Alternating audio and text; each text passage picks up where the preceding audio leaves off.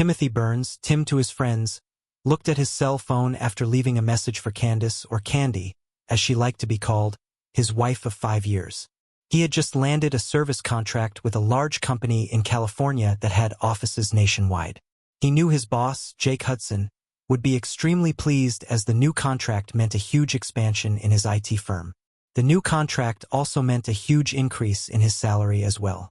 Maybe now, he thought, he and Candy could finally start their family as they had planned. But he had concerns that began niggling in the back of his mind ever since he and his wife attended a camping trip with Jake a little more than a week ago. There was something a bit different about her when they returned from the trip. It seemed that her mind was on something else most of the time, and she had started getting just a bit snippy with him. But there was more. He noticed something else when they got home and had thrown their clothes in the hamper. A pair of her panties had something in the gusset. He picked them up and noticed that whatever it was had already hardened and had a very distinctive odor. Then it hit him and he felt as if his whole world had collapsed. He had no idea whose fluid was in her panties, but he swore to find out the truth. He knew he had a trip coming up to the West Coast, so he visited an attorney to find out what options he had. If Candy was cheating, he thought, that would be the end of their marriage. "Are you sure that your wife is cheating?" Ruby Hawkins asked. Ruby was an attorney who specialized in family law and divorce and was recommended to him by a friend who had just divorced his wife for cheating. "Not 100%, he said. "But I need to know, and if she is, I want a divorce." "Well," Ruby said, "most divorces in this state are no fault. You can file on the grounds of adultery, but you'll need to have ironclad proof." "You mean like photos or a video?" Tim asked. "Yes," Ruby said. "If you like, I can have an investigator keep tabs on her and find out for certain." "Yes, please," Tim said. "What can I expect in a divorce?" "Well, since she makes about as much as you do with her teaching job, there's a chance we can keep you from having to pay her any alimony," Ruby said. "You don't have any real estate and you don't have any children, so basically, everything will be split 50-50ths. You keep your retirement and she keeps hers. Basically, it's an even split of the assets. If she is cheating on you, we'll use that as the grounds and use whatever evidence we have to ensure a good outcome. I'll start putting the paperwork together, and we'll go when we have the evidence." "Okay," Tim said. "Go ahead and do it. I'll be out of town for about 3 days, so I imagine that's when she'll probably do it." She called in her investigator, Marvin Johnson, and he suggested Tim place a tracking app on her phone. He also gave Tim a device to record phone calls on his landline and an audio recorder he would stash in her purse. Tim hated doing this, but he had to know the truth. There were other clues as well. Ever since the camping trip, Jake seemed even more arrogant and condescending than before. It was almost as if he knew something Tim didn't. He managed to get through the week, and Candy drove him to the airport, giving him a kiss as he left. "I'll call you tonight after dinner," he said. "Okay, dear," she told him. "Have a safe flight." The first night he was gone, he called Candy as promised and was a bit shocked when she told him she would be working as a waitress for a party Jake was holding at his house that evening. According to Candy, one of the original waitresses had gotten sick, and Jake asked if she would fill in. He wasn't aware that Jake had anything planned, as he hadn't mentioned anything. "He promised to pay me $150 for the evening," Candy said. "I could use the extra money since I don't start back to work for a couple of weeks." He knew that classes were starting back up soon, and she really could use the extra money. But something seemed a bit off about this. "Really?" Tim asked. "Okay. Go ahead, but be careful and tell me about it tomorrow. Okay?" "Okay," she said. "You know I love you, right?" "Yeah," he said. "And I love you too. Good night." He ended the call, but a knot was starting to form in his gut. He called the investigator. "I just wanted to let you know that Candy's been asked to work as a waitress for a party at Jake Hudson's house," Tim said. "Okay," Marvin said. "We've got it. I'll forward whatever we find out to you." "Thanks," Tim said, ending the call. The next day, he called Candy's cell but got no answer. He also called the house phone but only got the answering machine. Surely, she didn't spend the night with Jake, he thought to himself. His hopes were dashed, however, when he got the email from Marvin that afternoon. Candy spent the night at Hudson's house, and she's still there, the email said. And she was quite busy the night before. I've attached a couple of photos, but I want to warn you they're pretty graphic. I'll give you my full report when you return. Tim opened the attachments and his heart sank. There was his lovely wife of 5 years, all her holes filled. One was attached to Jake, while the other 2 belonged to colleagues from the office, men he once considered friends. The second picture showed her sprawled on the floor. His hands began shaking as tears fell from his eyes. He couldn't believe what he had just witnessed. He tried calling her phone one more time, but it went straight to voicemail. He also tried calling the house phone, but only got the answering machine. He left no message and went to the bar in the hotel to drown his sorrows. The next morning, he checked the tracker and found that Candy's phone was still at Jake's house, which meant she was probably still there. Marvin verified that assumption with an email that contained 2 more photos of his wife engaging in a gangbang with multiple men, including Jake, his son Mike, and others who worked at Jake's IT firm. He had once considered all these men to be trusted colleagues, but no longer. He didn't recognize the other 3 and figured they were friends of Mike's. He concluded his business with the California client and, contract in hand, checked out of the hotel and grabbed an early flight home. He grabbed a taxi at the airport and noticed that Candy's car was gone when he arrived home. Checking the tracker, he saw that her phone was still at Jake's house. He went inside, changed clothes, and called Ruby's office.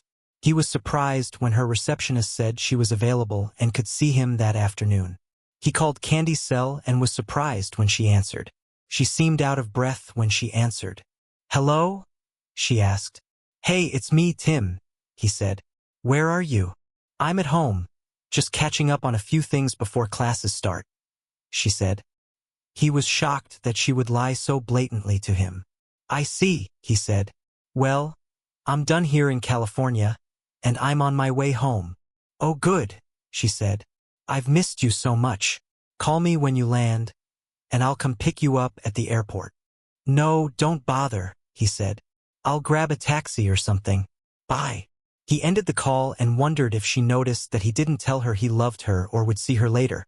Shaking his head, he left the house and went to see Ruby. Candy looked at the phone after Tim ended the call. He always ended his calls by telling her he loved her, but he didn't this time. In fact, she noticed that he didn't sound very friendly at all. She had every intention of going home after that first night, but being sandwiched naked between Jake and his son felt so good to her that she just couldn't leave. After all, she owed this to herself, she thought. It would all end when classes started back up, she thought, and Tim would never know. So, she spent the next day and the next night with Jake and his son, Mike. Jake went to work that second day for a couple of hours, but Mike kept her busy and even arranged for several of his friends to come by later for a gangbang. When Jake came back home, she was riding Mike on Jake's bed. Jake came over and joined the action. After they finished, Jake sat down and looked at her. "So, maybe I should send your husband out more often," he said with a wicked smile. "You do know I have classes starting back up soon," she said. "So I won't be available during the week. I don't dare do anything like this while he's still home." "Why not?" Jake asked. "Maybe he'd get off on seeing you get drilled by some real men for a change." Jake and Mike both laughed at that. "Well, I have to admit, I have gotten hooked on you," she said. "But I still loved him, and I don't want to hurt him." "Well, maybe I can make sure that he gets sent out over the weekend," Jake said. "That way you can come over and play house with us." "That sounds like fun," she said. "But he's going to find out at some point. Tim's not stupid, you know." "Don't worry," Jake said, picking up his camera. "I'll take care of Timmy boy. There's just one thing." "What's that?" she asked. "I don't want you to have sex with him anymore," Jake said. "You belong to us now, got it?" "But how will I do that?" she asked. "You'll figure something out," Jake said. "Make up some excuse. You know, like I have a headache or something." "Okay, I'll try," she said. None of them ever took notice of the service van parked across the street from Jake's house, and none of them noticed the minicams attached to the windows that recorded all of her antics. Tim was a wreck when he saw all the evidence Marvin had gathered. In addition to photos, he had 2 SD cards full of video starring his wife performing multiple acts with multiple men. Things she would never do for him. His love for her had burned away after watching her debauchery. Ruby comforted him as best she could, but it was a lost cause. After 5 years, how could she just turn into such a tramp, he wondered. And what did I ever do to deserve this? And what about Jake? He had considered the somewhat older man to be a friend. Now he knew better. I'll go ahead and draw up the papers for divorce, citing adultery, Ruby said. If you want, I can also file for alienation of affection against Jake and the men you work with. Those lawsuits usually don't go very far, but I think we can get a good settlement. Do what you have to do, Tim said. Just don't do anything stupid, Ruby said. I don't want to have to bail you out of jail. Tim shook his head. Don't worry, he said. I won't. When can you have the papers ready? I can have everything ready to go in just a couple of days, she said. In the meantime, try to act normal around your wife. I'm not that good of an actor, Tim told her. And there's no way I'm touching her ever again. God only knows what she's gotten from all those men. Tell her you're not feeling too well, Ruby suggested. That should buy you a little time. Tim nodded his head. Yeah, okay, he said before he left. Sitting in his car, he suddenly realized something else. There was no way he could work for Jake anymore. And there was no way he could tolerate being around the men who had cuckolded him. He pulled out his phone and looked through his contacts until he found the number he was looking for. He hit the number and hoped for the best. Carlson, the man at the other end, said when he answered. John, this is Tim Burns, Tim said. Tim, how are you, old friend? John asked. Could be better, Tim said. Listen, is that position with Empire still open? John Carlson, an executive with Empire, had been trying for some time to get Tim on board, but Tim felt he needed to stay with Jake out of a sense of loyalty to him. That loyalty, however, was now gone. Of course it is, John said. You finally decided to come join an established company? Yeah, something like that, Tim said. Some things have come to my attention, and I find I can no longer work there. I'm sorry to hear that, John said. Is there anything I can do? Just give me a job, Tim said. I promise I'll work as hard for you as I did for Jake. Of course, John said. Would Monday be okay to start? Absolutely, Tim said. Good, John said. Listen, why don't you and that pretty wife of yours come by tonight and have some of Rose's famous lasagna? We can catch up, and I'll go over the compensation package with you. I'd love to, but unfortunately, I can't bring candy, Tim said. Oh, John asked. What happened? I really don't want to get into it on the phone, Tim said. I can get into it a bit tonight if you want. Sure, Tim, John said, sounding concerned. You know, Rose is a licensed counselor. Maybe she can help you if you want. That actually sounds good, John. I appreciate it, Tim said. Good, John said. I'll call Rose and let her know. Think you can come by at, say, 6:30 tonight? Sure, Tim said. 6:30 it is. Thanks again, buddy. My pleasure, John said. They ended the call, and Tim felt as though a giant weight had been lifted off his back. He started his car and headed home. When he got there, he noticed that Candy still hadn't made it back from Jake's house. He grabbed his briefcase and went inside. He showered, changed clothes, and sat at his computer, where he wrote his resignation letter. Candy finally came in about 5 p.m. and noticed her husband sitting at his computer. She went to give him a kiss, but he turned his head, and she ended up kissing his cheek. Surprised, she looked at him before speaking. Is everything all right? She asked. Not really, he said. I'm not feeling too well. Maybe it's jet lag or something. I don't know. I'll sleep on the futon when I get back tonight. Get back? She asked. Where are you going? I'm meeting someone for dinner, he said. Are you meeting a woman? She asked, concern in her voice. You mean, am I cheating on you? He asked her. I've never cheated on you in all the time we've been together, and I have no intention of doing so now. Can you say the same? She recoiled in horror. Does he know? She asked herself. No, there's no way he could ever know. Of course I can't, she said. Tim wasn't convinced. So, how was your trip to California? She asked, trying to change the subject. Successful, he said. And how was your little job at Jake's house? It went well, she said.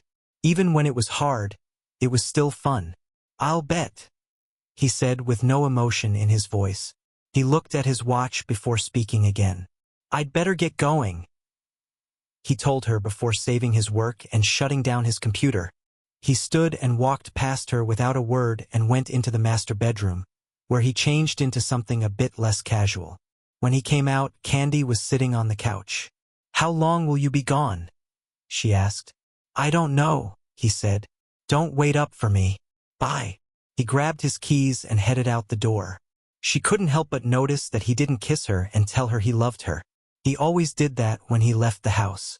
After she saw his car leave, she picked up the house phone and called Jake, unaware that her conversation was being recorded. Jake, I think he knows something, she said. What makes you think that? Jake asked. He wouldn't touch me at all, she said. He usually always gives me a kiss and tells me he loves me, but he didn't. He seemed so cold. And he just left, saying he had a dinner appointment. Oh, Jake asked. Did he say with whom? No, he didn't, she said. Jake, what if he knows? What if he's planning to leave me? So what if he does? Jake sneered. You can always come stay with us. And don't worry about Timmy boy. I'll keep him running around so much he'll hardly ever be home. But I don't want to lose him, Candy cried. I love him. Jake laughed out loud. Yeah, you showed us all how much you love him these past 2 days or so, didn't you? Jake asked. That's not funny, Jake, she said. I know what I did with you guys, and yeah, I enjoyed it. But I still love him. I don't want to lose him. Yeah, right, Jake said. Look, let him get it out of his system. After a while, he'll come on board. And if he doesn't, well, we can do something about that as well. You're not going to hurt him, are you? She asked. Not in so many words, Jake said. We'll just have to show him the way things are going to be from now on. And you're going to help make it happen. What? Candy asked, shocked. That's right, Jake said. When the time comes, you're going to help us explain things to him. Remember who you belong to now. I'm sure you wouldn't want the school board to see those videos we have of you. You wouldn't dare, Candy said. Oh yes, but I would, Jake said. I've got videos of you at the camping trip and lots of videos of you in some very compromising positions. You literally belong to me. So, it's up to you to keep Timmy boy in line. Feeling trapped, Candy gave in. Okay, Jake, she said. But don't hurt him. Jake sneered over the phone. Yeah, whatever, he said, ending the call. Tim pulled up to the large 2-story home where John and Rose Carlson lived. He got out of his car, grabbing the bottle of wine he picked up on the way over. John answered the door when he rang the bell and graciously accepted the wine. Come on in, Tim, he said with a smile. And thanks. It'll get put to good use tonight. John led Tim into the dining room, where Rose was waiting with her lasagna.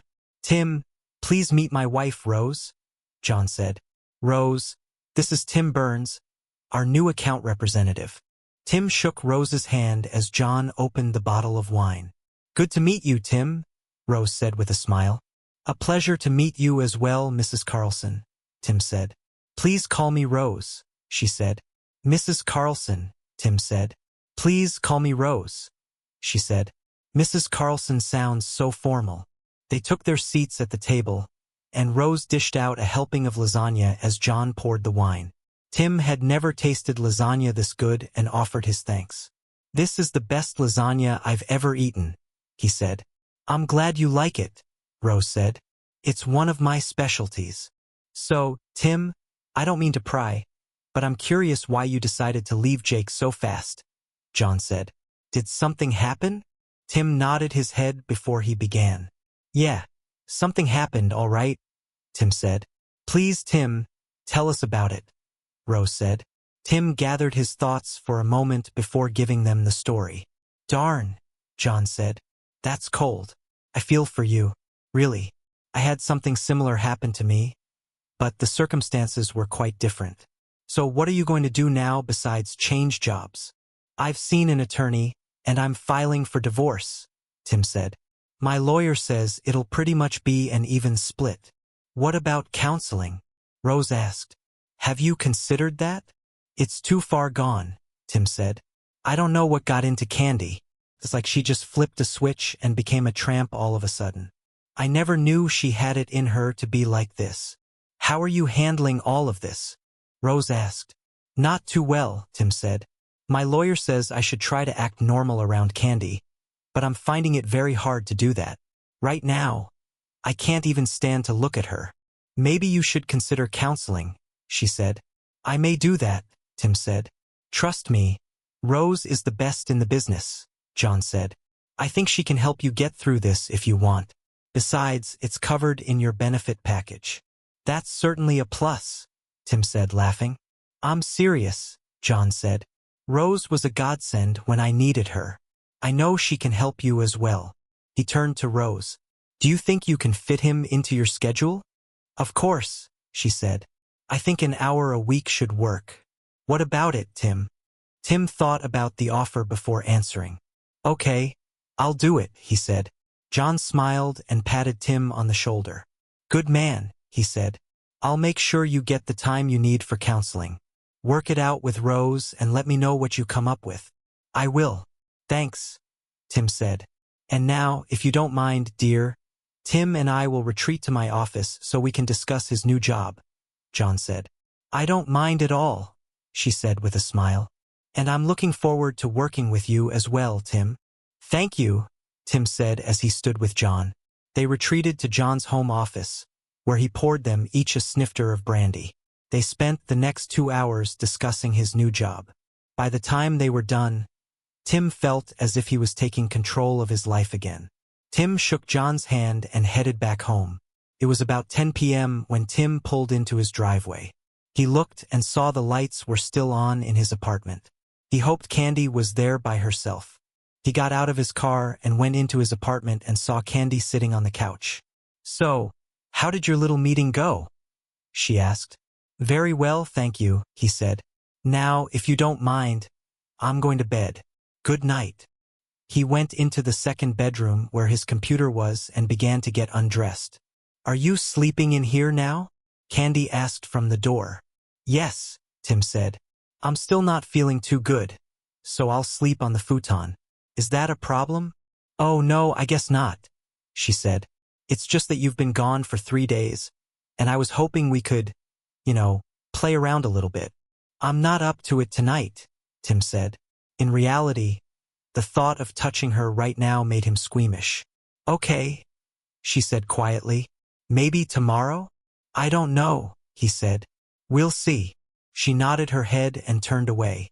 She couldn't help but wonder what, if anything, he knew about her activities lately. The next day, he got up before Candy, grabbed his resignation letter, and poured a cup of coffee.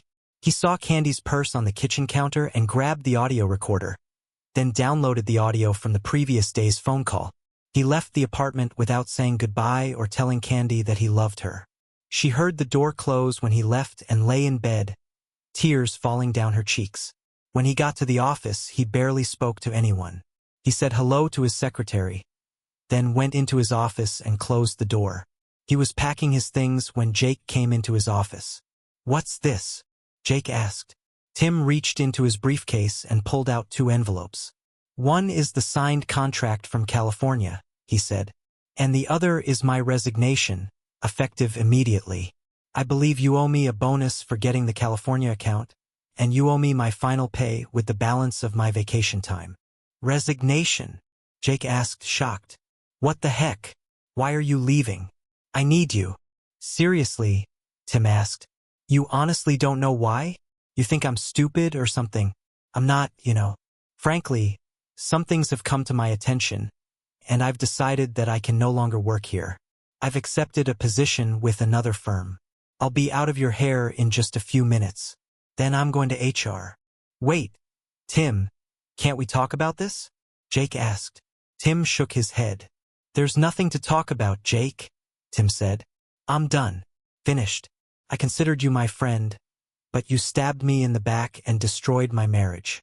You can find someone else to cuckold. So that's what this is all about, Jake said. Well, just so you know, your wife was more than willing to have sex with me.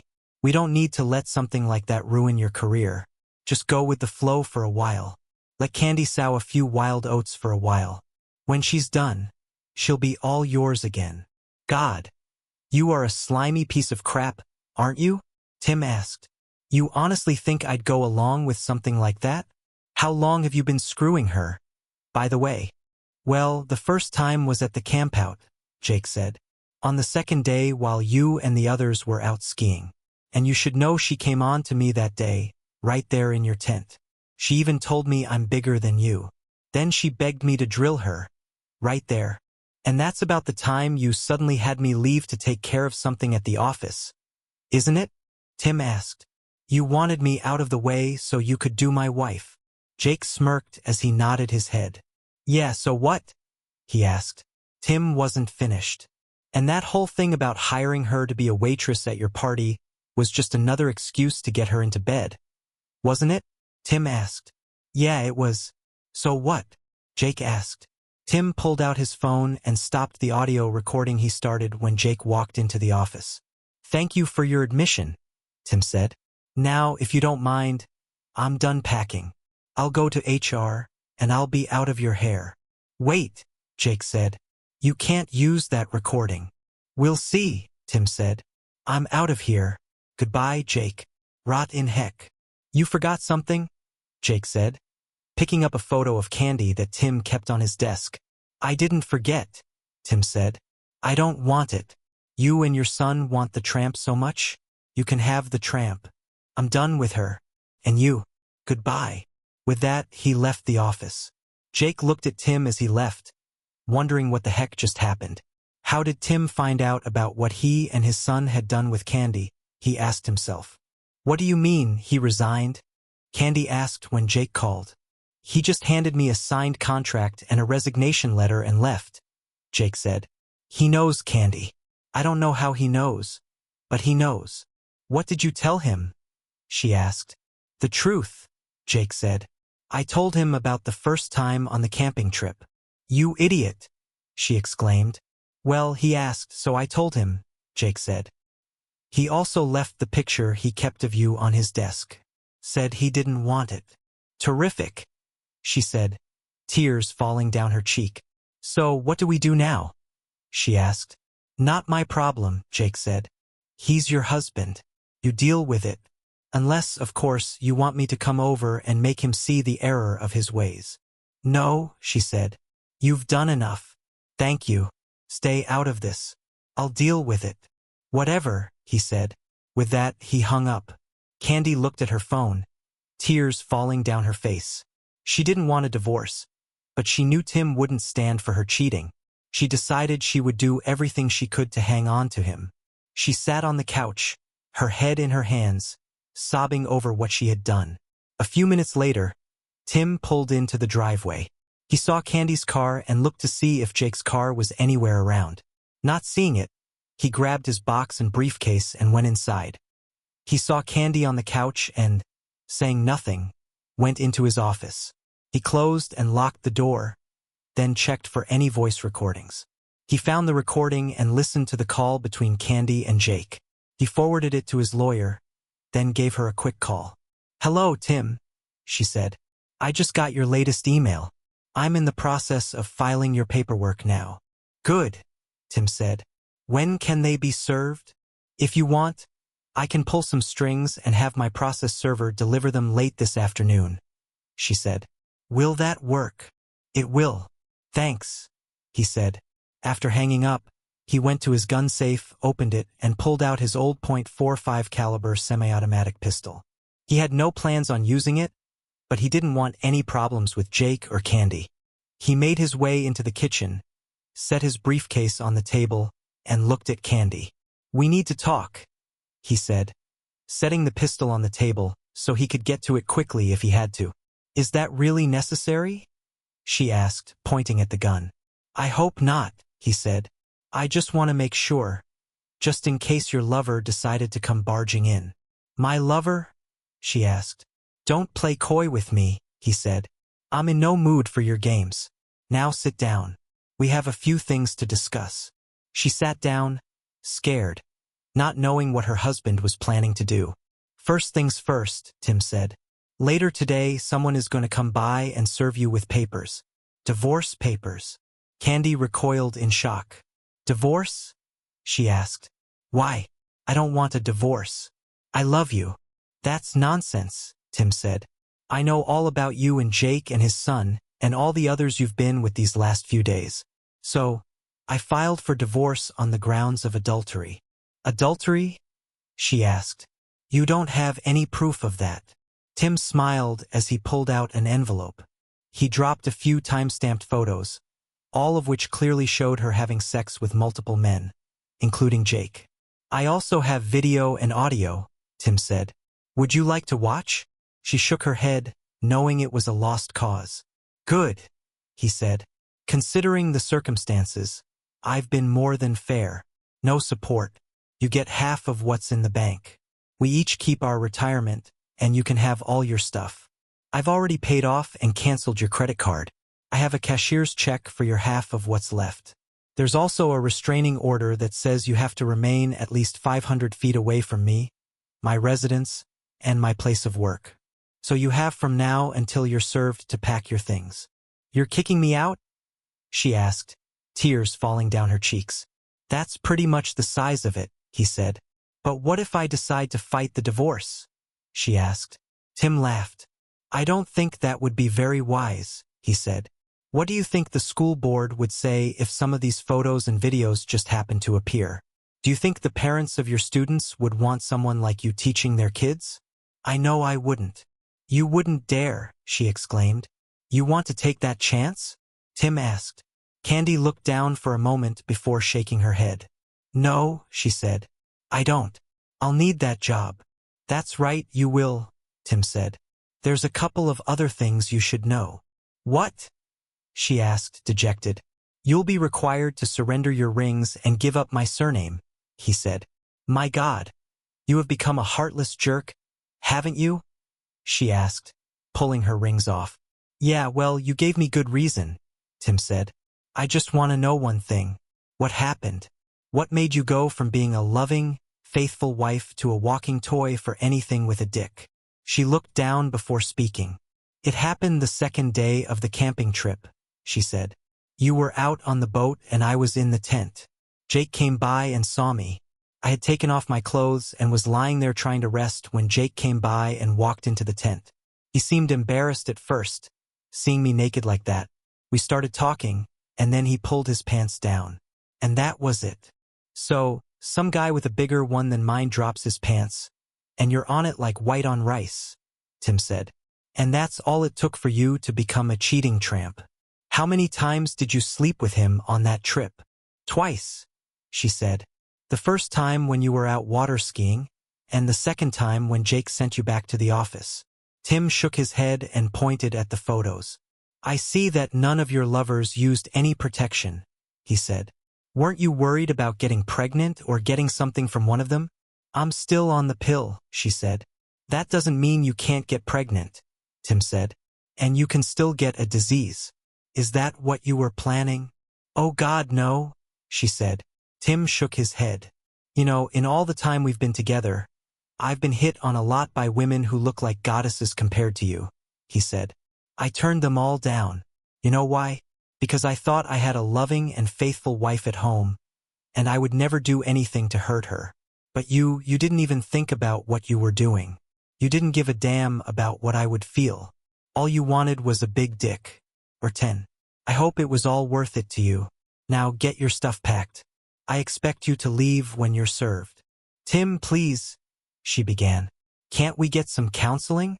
Please? I'll never do it again, I promise. Can't you forgive me this time?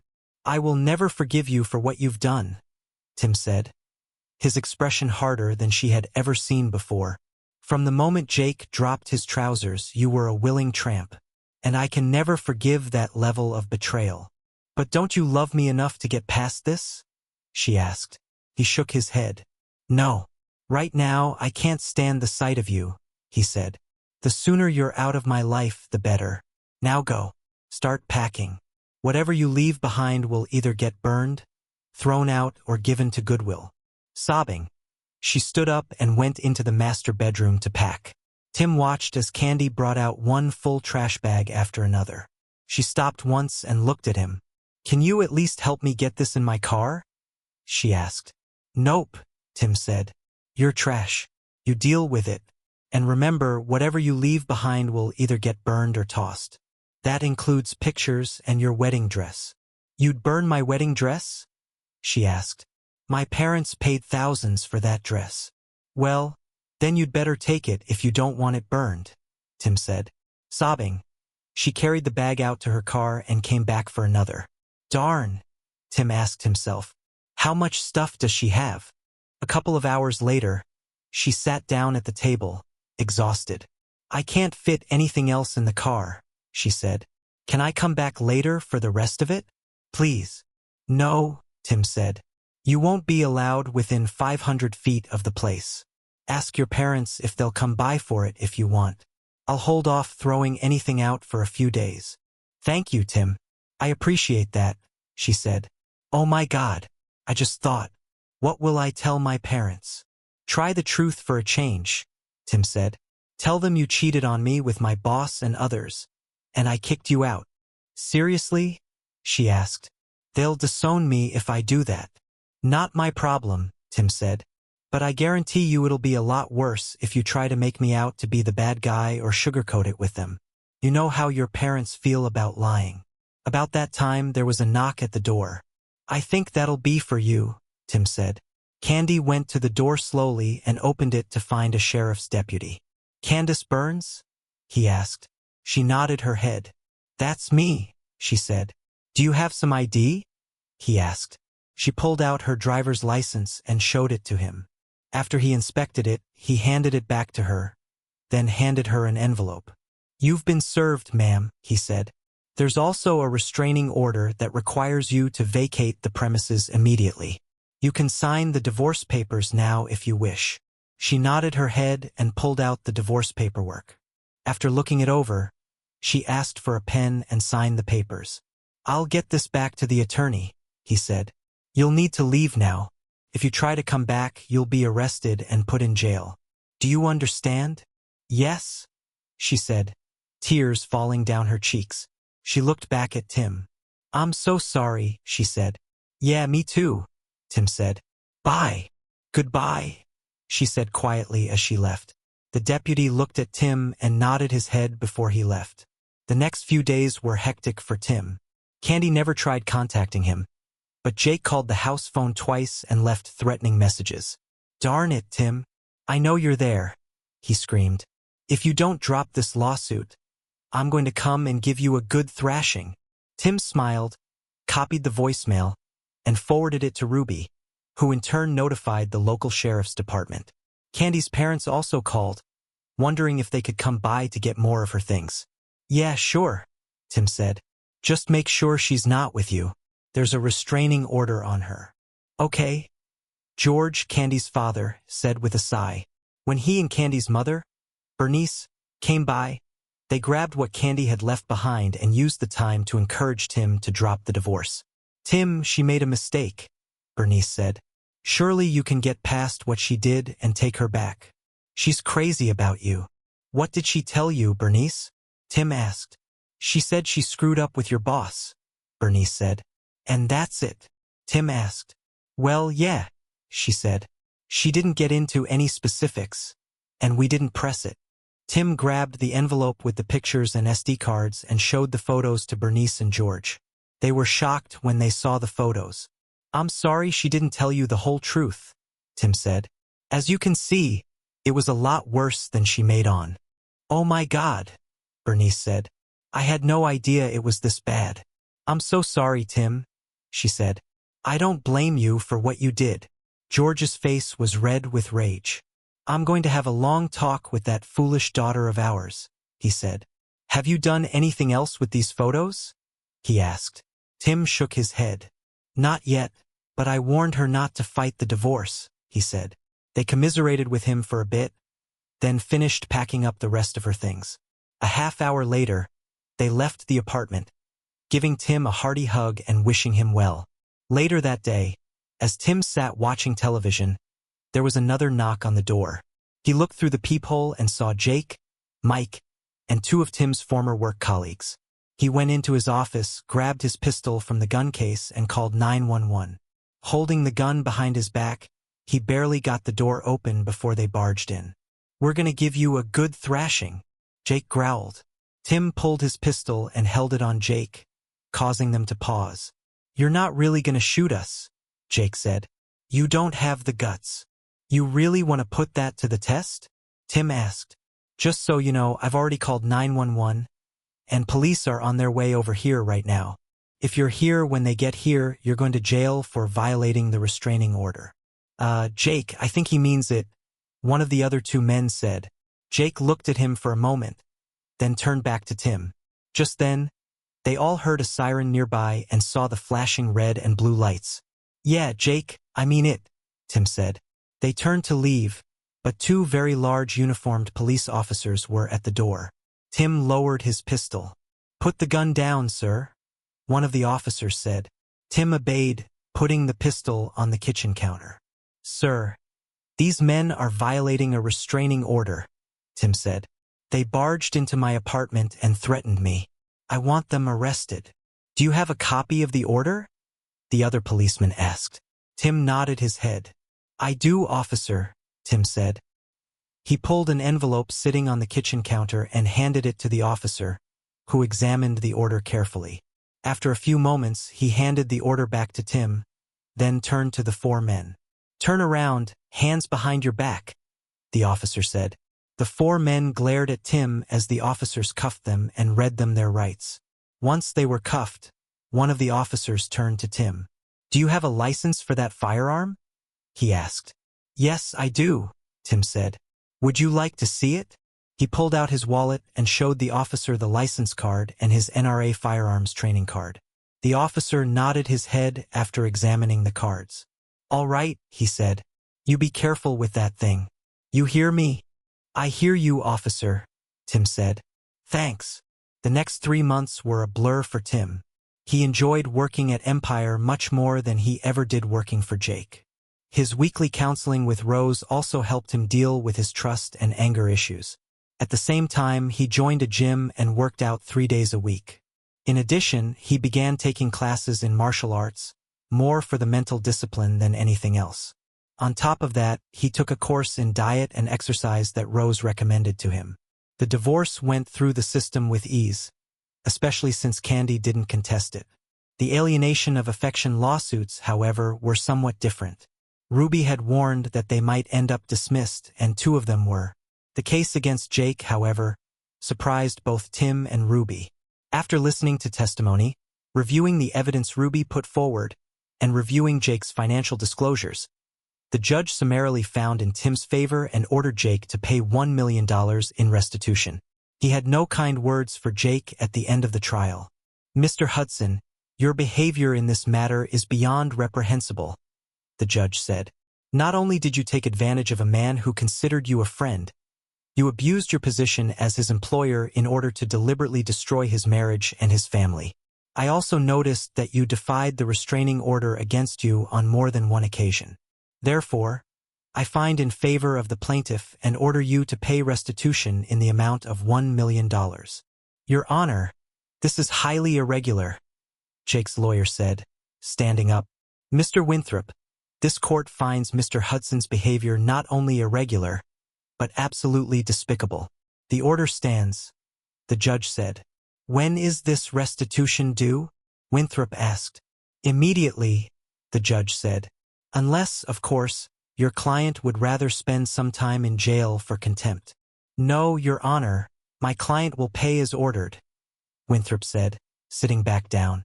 "Good," the judge said. "And may God help you if this check bounces. Case closed." He banged the gavel, ending the hearing. Jake wrote a check and passed it to his attorney, who handed it to the bailiff. After the judge made note of the check, the bailiff handed it to Ruby, who, in turn, gave it to Tim. To Tim's surprise, the check actually cleared the bank, and he paid Ruby her share of the judgment.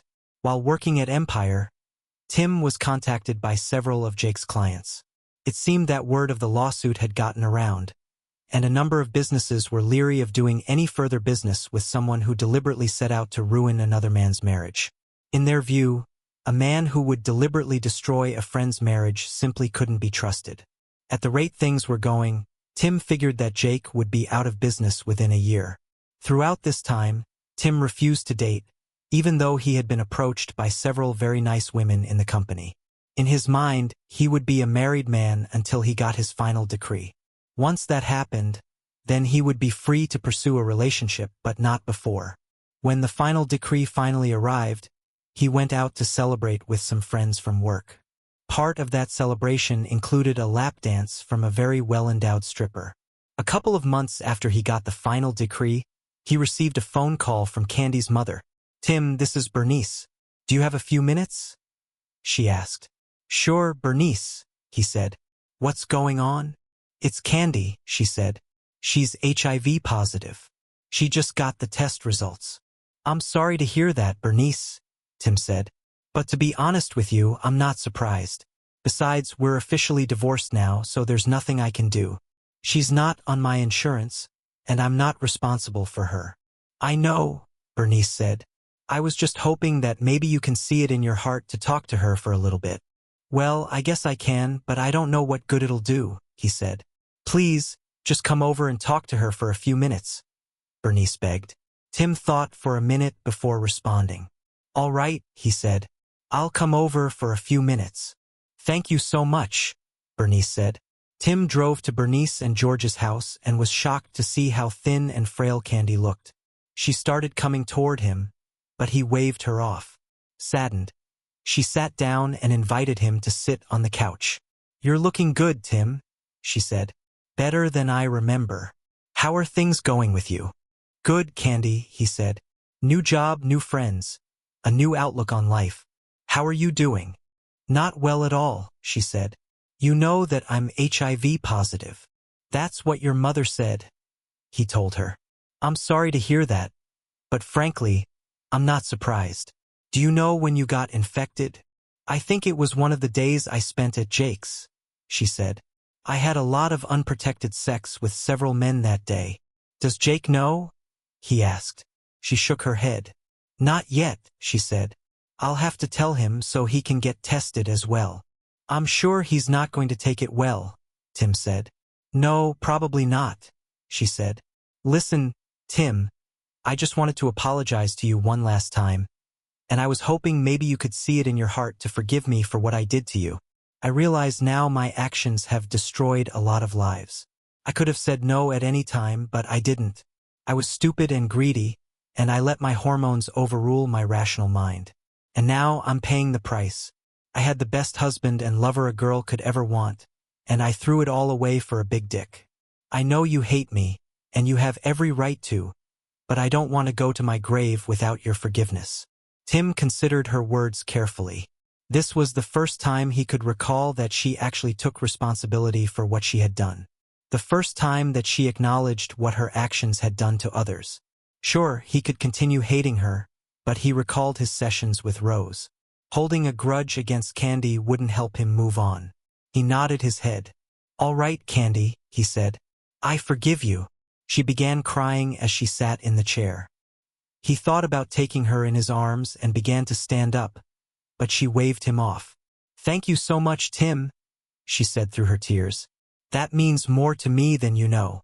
Listen, I want you to find a woman you can love and trust, marry her, and have children with her. I'm done. I'm finished. But you have your whole life ahead of you, and you deserve to be happy." "Thank you," he said. "I'll do that. And if you ever want to just talk, let me know." "Okay." She nodded her head as she wiped the tears from her eyes. "I will, Tim," she said. "Thank you for coming over and talking with me. I've missed you so much these last few months." "I've missed the woman I married," Tim said calmly. "How are things with Jake and Mike, by the way?" She shook her head. "Not good," she said. "He's gotten very abusive lately. He didn't take losing to you in court very well." You probably know his business has taken quite a hit lately. I've noticed, Tim said. Has he hurt you? Physically? Not yet, but he's very abrupt, she said. Do you want me to be with you when you tell him about your diagnosis? Tim asked. No, but thanks for asking anyway, she said. This is my responsibility, and I need to handle it. I keep thinking that if I had just told him to leave that first day at the camping trip, we'd still be together. That's quite possible, Tim said. But I have a feeling it would have happened at some point anyway. He'd been after you for quite a while. I think you're right, she said. Listen, I'm getting really tired, and I need to rest before I go back. Thank you for coming over. It really does mean more to me than you know. You're welcome, Candy, he said. And remember, call me if you just want to talk or something. Okay? She nodded her head weakly. I will, she said. Goodbye, Tim, she added. Think of me every once in a while. Okay? He detected a bit of finality in her last statement and wondered if she intended to commit suicide. I will, he said. Just don't do anything stupid. Okay? She smiled. I won't, she said. He stood and walked to the door. Bernice came over to him before he walked out. Thank you, Tim, she said, giving him a hug. This means more to her than you know, and to me as well. You're welcome, Bernice, he said. Keep an eye on her. Okay, I will, she said. A couple of weeks later, Tim was sitting on his couch, eating dinner and watching the evening news when he heard a report that caught his attention. The bodies of a local businessman, his son, and a woman believed to be the man's lover were found earlier today in what police believe was a double murder and suicide. The anchor said. Jacob Hudson, president and founder of Hudson Consulting, along with his son and a woman whose identity has yet to be released, were found dead. According to authorities, all three were the victims of gunshot wounds. Police are investigating the incident, and more details will be provided as they are released. After recovering from his initial shock, Tim called Bernice. She was sobbing when she answered the phone. Bernice, what's going on? He asked. We just got informed that Candy is dead, she said. It looks like that monster Jake shot her, then his own son and himself. Oh my God, Tim said. I saw a report on the news, and I was hoping it wasn't her. I'm so sorry. It's her, Bernice said. Did the police have any idea why it happened? Tim asked. They're not 100% certain, she said. But I'm pretty sure she told Jake about her HIV, and he lost it. They're doing autopsies on them now. I'm really sorry, Bernice, Tim said. I want you to know I never wanted this to happen. I know, Tim, she said. Candy made her own bed and paid the price. Still, it's hard to lose an only child like that. I'm just glad you were able to make peace with her. I like to think she's in a better place right now. Well, let me know if there's anything I can do, he said. Thank you, Tim, she said. Candy's memorial service took place a couple of weeks later, and Tim took time off to be there for her parents. According to the autopsies, both Jake and Mike were found to be HIV positive, along with Candy. From what police were able to piece together, Candy told Jake about her diagnosis and said they should get tested. When Jake and Mike learned they were also positive, the older Hudson shot her in the head, then his son, and finally shot himself. Tim spent a few days mourning Candy's death, thinking back over the good years they had together. Then one day, out of the blue, he got a visit from Cynthia Stone, another rep who worked on his team. Hey, cowboy, she said. You want to join us for happy hour tonight? You look like you could use some company. Tim thought about it for just a moment.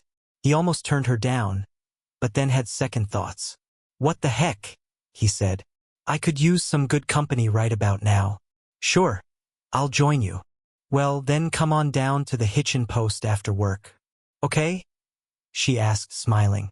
I'll be there, he said. Thanks for the invite. And so, the circle of life continues, he thought as she walked away. Then he heard a familiar female voice in the back of his mind. Go for it, big boy. She's got the hots for you, the voice said. Surprised, he looked around but saw no one. He felt a chill go up his spine for a moment. No, he thought to himself. That isn't possible. Or is it?